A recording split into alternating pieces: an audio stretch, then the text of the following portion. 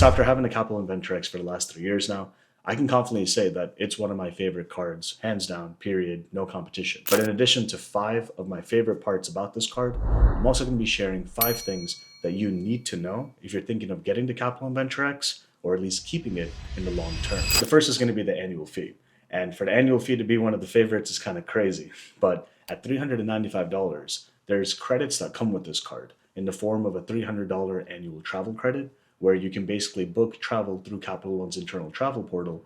And in addition, in the longer term, in year 2, year 3, year 4, etc., you basically are deposited into your account 10,000 miles. Without even overcomplicating it, those 10,000 miles are worth $100 on Capital One's portal. So every year, if you're getting $300 plus that $100 worth of value for the portal, it's like they're paying you $400 to keep a $395 annual fee card. Like this, there's no reason to take that stress or feel anxiety of, oh my gosh, there's an annual fee and I need to do certain type of actions to then get my money back. Here, it basically charges you up front, but really it's an easy, streamlined way to literally get your money back. So to me, I really consider this almost like a no annual fee card. And on the topic of spending, let's move on to the second part, the earn rate.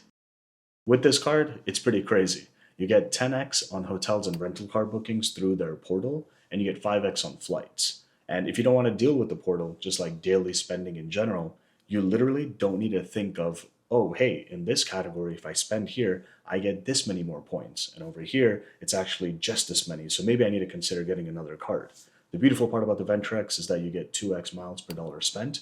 So literally, you're going to get 2x everywhere. So if you don't want to balance a bunch of cards, you just want to spend on one card, at least you know that, hey, it's not 1x everywhere. And sure, it's not 3x or 4x in specific categories, but it's that one blanket rate, irrespective of where you're spending, minus those bonus multipliers that you're going to get on the portal. Moving on to more travel/lifestyle perks, the Capital One Venture X, given it's a premium travel credit card, definitely comes with a good set of lounge access. There are 2 sets of these airport lounge accesses. The first is known as Priority Pass, which it's not really unique to the Capital One Venture X. There's other premium cards like the Amex Platinum, the Chase Sapphire Reserve, which also comes with this perk, where you get access to 1,300 plus lounges worldwide. On the other hand, there also is a private network for Capital One's lounges. There are 3 at the time of recording, and there's more just upcoming over time. And they're pretty phenomenal just compared to that general Priority Pass experience. This is going to be more curated, more like, hey, let's take care of our Capital One customers that are actually here. And it's essentially, you could say, a marketing ploy, but at the same time, it works if you're able to take advantage of it. So in other words, would you get this card just for those 3 lounges that exist here today? If they're one of your home airports, you're through it really often, there could be a lot of benefit. Outside of that, it's going to be something you'll have to decide on your own. I'll debrief/add more analysis towards the end of the video. And so with that, on the same Priority Pass kind of lounge access, the coolest part about this is that generally speaking, premium credit cards, when you want to add someone as an authorized user so they can get maybe similar perks or certain just benefits by being on your same account, but not needing to pay that full annual fee. When it comes to the Venture X, there's something uniquely special. With Chase or Amex, every single authorized user you add to your account, they're in the range of 100 to 200, and just depending when you're checking it out, it could be even more. Point being, with the Venture X, it's absolutely $0. And the reason that's so powerful is because with one Venture X, let's say you have 4 authorized users for free, that means they could literally all have this same Priority Pass access. And when you actually access these lounges, typically it's, hey, you get in there and you can go in not just for yourself, but for you and up to 2 other guests. So with one person, you can get 3 people to go in. So if you start like kind of, doing the math, it's basically, let's say I'm there, I can bring me and 2 others, so 3 people. And if you have 4 authorized users, then that's 4 times 3 people. So 12 plus my 3 is like 15 people you can get into the lounge if you just literally have just one card, and all of the 4 other people are literally not paying any annual fee or anything whatsoever. From there, and looking at it from the perspective of what are these miles actually worth? The cool thing is that this is a premium travel credit card. And what that means is there's a slew of transfer partners. In other words, you can take your miles that you earn, transfer them to hotels and airlines, and then redeem them for travel in that manner. Versus, let's say I have 100,000 points and I redeem that for travel through Capital One's travel portal. That's worth exactly $1,000, no more, no less. So 1 penny per point. And that's not bad. But what's great is, let's say now you find a $2,000 experience, flight or hotel, what have you, and it costs 100,000, miles equivalent. And so real cases, let's say, okay, hey, Air France has some flight that cost, $2,000 and it, costs you 100,000 miles one way. Is that the best use of points? There's a lot of factors that go into it. So it's not a perfect equation, but simply put, if you're getting $2,000 worth of travel for $1,000 worth of, money that you're spending in terms of these miles, then that's actually 2 cents per point. In other words, it's a better deal to redeem your miles in this fashion versus, needing 200,000 miles in the Capital One travel portal and doing the same action. The reason this is powerful is because coming back full circle to the annual fee being $395 and they're kind of paying $400 to kind of keep the card, if you really break down the math, if you're getting, let's say, that same math of 2 cents per point on that 10,000 miles anniversary bonus, they're not giving you $100 back. They're giving you 10,000 miles. And so 10,000 times 2 cents a point in English is 20,000 pennies, or in other words, $200.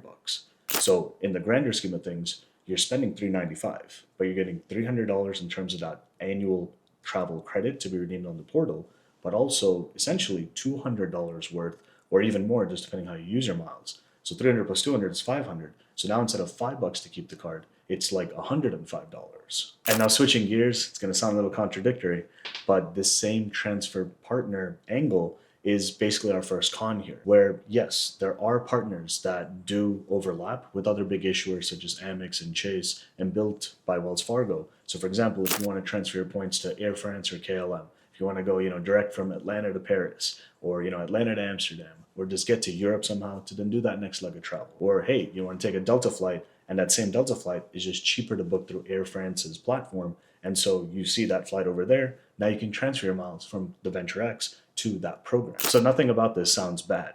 But when you look at the real refined list, there are some kind of key partners where maybe, if you want Delta specifically, you just don't want to think about, hey, what is that alliance where, okay, hey, Air France and KLM is part of the SkyTeam alliance, which means, I can find that Delta flight on that platform, and then I can do all these gymnastics to kind of get to the same results.